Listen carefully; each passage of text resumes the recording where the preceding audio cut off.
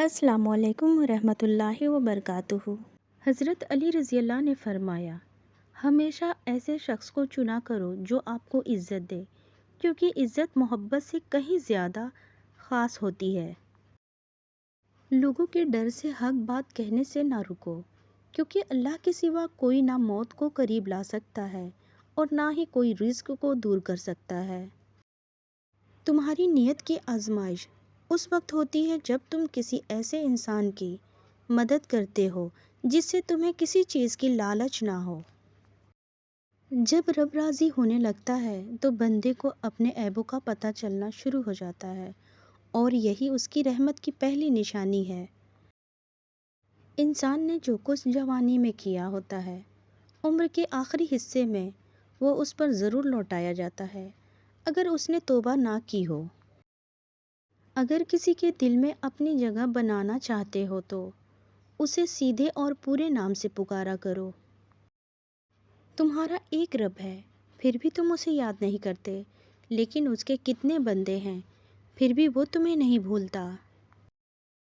زندگی میں آگے بڑھنا چاہتے ہو تو بہرے ہو جاؤ، کیونکہ بعض لوگوں کی باتیں مایوسی میں اضافہ کر دیتی ہے۔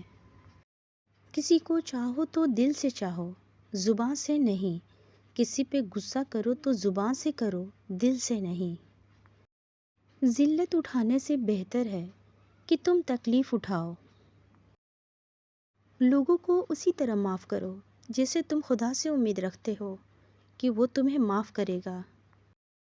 جس انسان سے جان نکل جائے تو وہ زندہ نہیں رہتا، جس انسان سے احساس نکل جائے تو وہ پھر انسان نہیں رہتا۔ عزت اللہ کی رضا میں ہے، لوگوں کی فرما برداری میں نہیں۔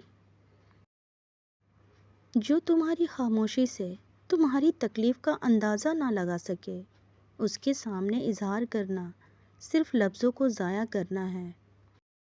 انسان کی کردار کی دو منزلیں ہیں، دل میں اتر جانا اور دل سے اتر جانا۔ علم تمہیں راہ دکھاتا ہے اور عمل تمہیں مقصد تک پہنچاتا ہے۔ خدا کے نزدیک کسی انسان کی عزت جتنی زیادہ ہوتی ہے، اس کا امتحان بھی اسی قدر سخت ہوتا چلا جاتا ہے۔ نمازیں پڑھا کرو، کوئی ملے یا نہ ملے، اللہ مل جاتا ہے، اور جب اللہ مل جاتا ہے تو سب مل جاتا ہے۔ حضرت علی رضی اللہ کا فرمان ہے کہ کسی انسان کو پتھر سمجھ کر ٹھوکر مت مارو، بلکہ اسے تراش کر دیکھو، شاید وہ ہیرا ہو۔